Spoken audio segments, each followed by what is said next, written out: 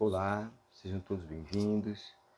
Hoje nós estamos aqui para fazer uma reflexão sobre uma passagem do Evangelho segundo o Espiritismo, cujo título é Bem-aventurados que têm puro coração, simplicidade e pureza de coração, itens de 1 a 4, que fazem parte do capítulo 8 do referido livro, que é Evangelho segundo o Espiritismo. Essa passagem diz o seguinte: Bem-aventurados que têm puro coração, porquanto verão a Deus.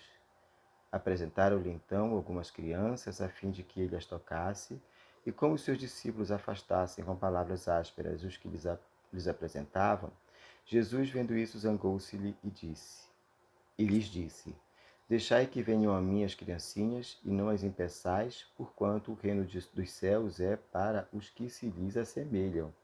Digo-vos a verdade que aquele que não receber o reino de Deus como uma criança, nele não entrará. E depois de as abraçar, abençoou-as impondo-lhes as mãos. Muito bem, é sobre essa passagem do Evangelho que a gente vai fazer as nossas reflexões hoje. A gente começa essa reflexão pensando o seguinte: Jesus colocou nesta passagem, não só nesta passagem como em várias outras, a criança como exemplo de simplicidade, de afabilidade, de doçura. Mas nós sabemos que a criança é, na verdade, um ser milenar que ali está reencarnado, que já viveu muitas vezes, teve muitas encarnações, muitas delas com saldo positivo, outras com saldo negativo.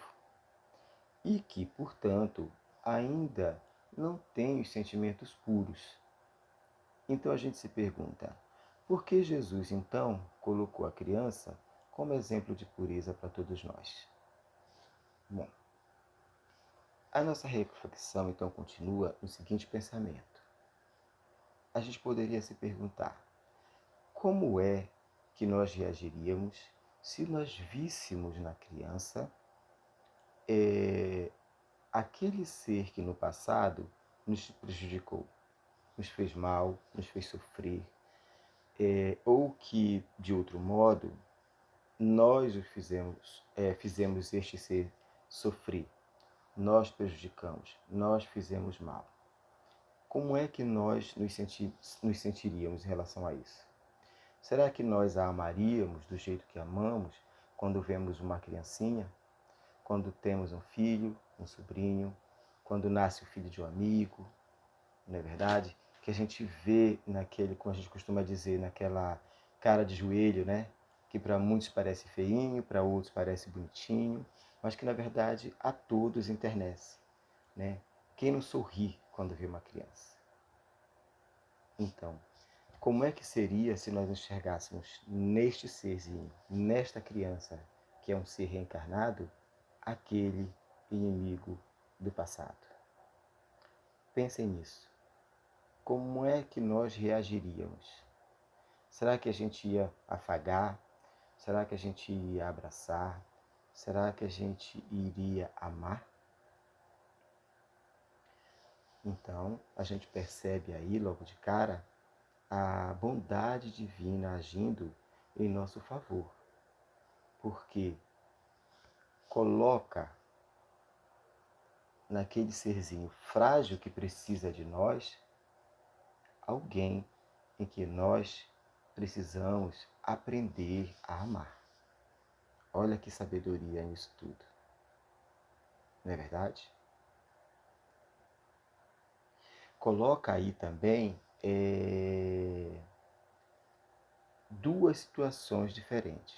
Uma, a do pai, da mãe, do educador, que precisa educar esse ser, que precisa inserir nele sentimento de bondade, sentimento de ternura, sentimento de amor puro. Facilita esse trabalho, né? Por outro lado, também tem um serzinho, o ser reencarnante, que está ali para receber todo esse amparo, todo esse carinho, toda essa educação, todo esse amor que vem dos pais para com eles. Então, a bondade divina age de um lado e de outros, sempre.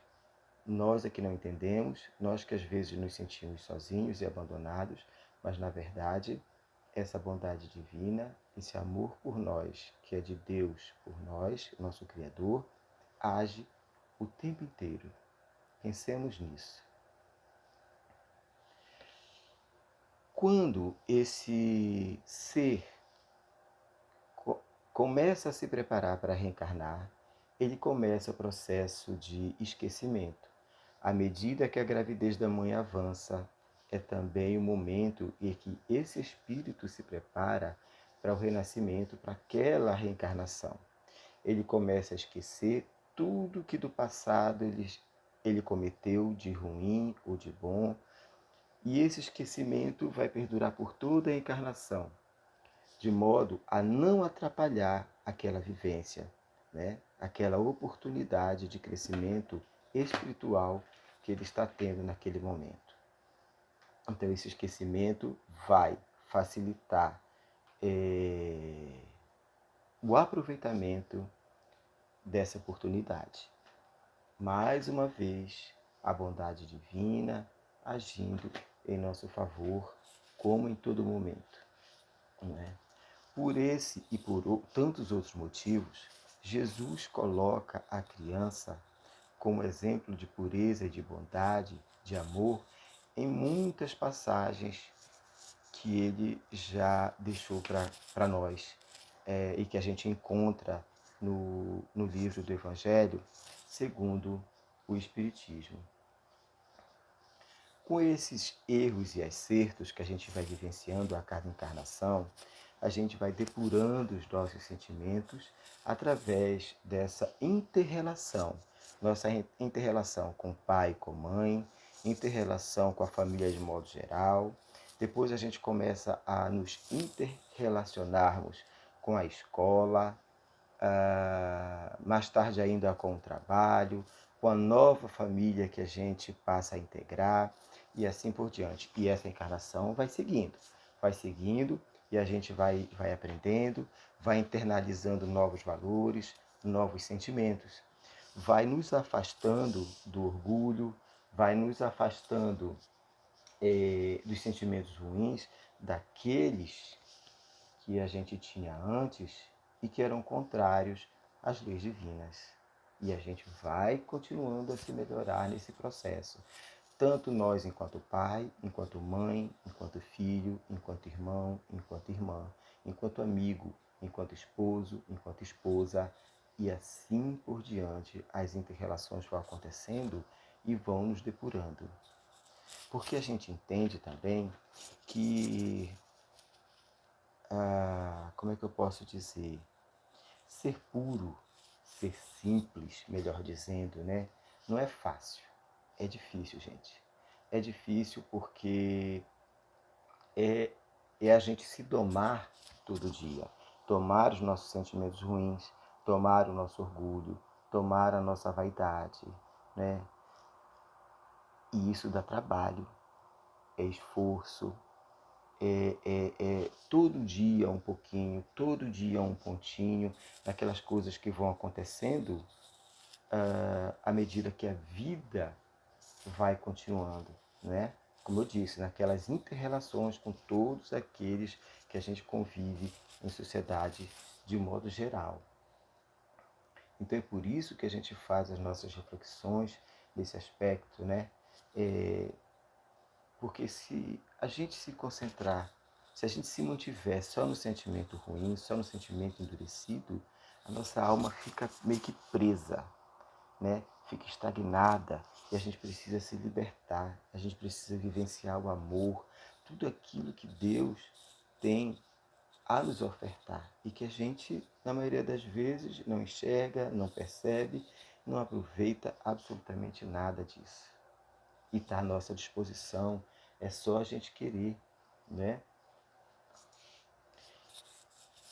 E por conta de tudo isso, por conta dessa passagem do Evangelho, e que a gente lê e relê e reflete, e parece que a gente esqueceu no dia seguinte, mas não esqueceu. Ela está lá, todo dia martelando na nossa cabeça. Quando acontece uma situação, a gente para e pensa, vem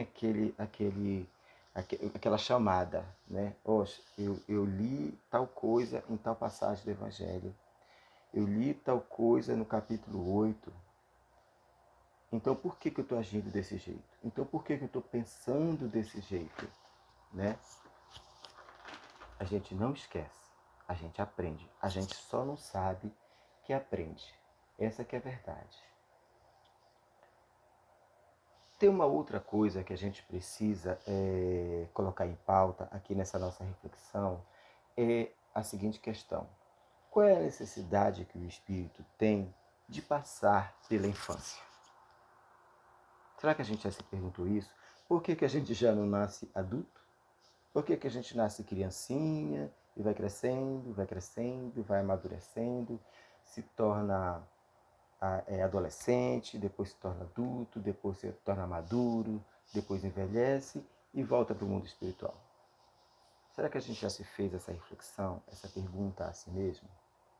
Será que aí também não está a bondade divina agindo em nosso favor? Muito bem. Nós já dissemos aqui que no momento que a gente se prepara enquanto espírito para reencarnar, vai acontecendo o esquecimento do passado, necessário para a nossa vivência nesse planeta e para não prejudicar as nossas relações sociais, né? As nossas inter-relações. Bom, nós já dissemos isso. Ok. Bom, o espírito, ele renasce naquele corpo frágil, infantil e dócil que tanto nos internece. E à medida que ele cresce, ele vai amadurecendo e ele vai começando a se mostrar tal qual ele é, tal qual como nós somos.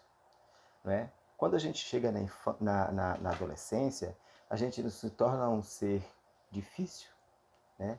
A gente briga por tudo, a gente grita por tudo, a gente quer tudo e não quer nada, a gente quer uma coisa numa hora e não quer na outra, a gente só sabe dizer não, nunca sim, a gente não quer assumir responsabilidade, mas quer ter direitos, a gente não quer ter deveres, e assim vai.